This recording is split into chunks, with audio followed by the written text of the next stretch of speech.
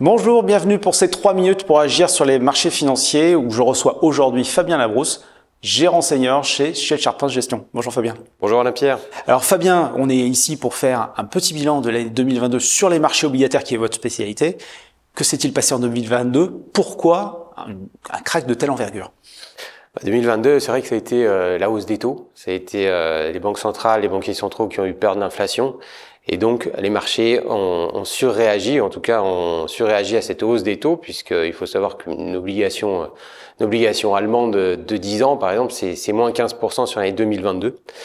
Une inflation qui elle aussi a vraiment caracolé, déjà depuis 2021.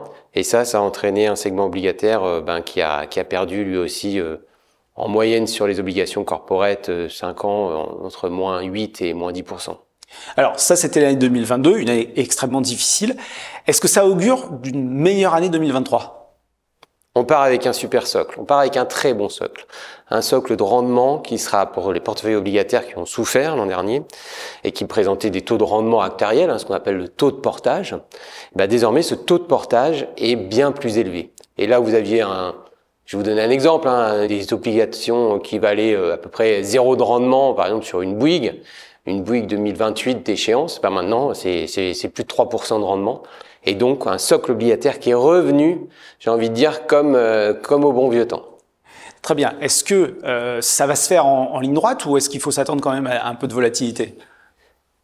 Ça va être un peu au bon vouloir des banquiers centraux qui vont être dépendants, ce qu'ils appellent les data dépendantes, qui vont être dépendantes des résultats, des chiffres d'inflation, des chiffres du chômage, des confiances du consommateur. Tout ça va nous donner des banquiers centraux qui vont nous donner une indication, mais en tout cas, ce sera peut-être pas une longue ligne droite, mais ce sera plutôt bien orienté sur l'année 2023. Est-ce que ça milite pour finalement un investissement fractionné quand on a un investisseur particulier?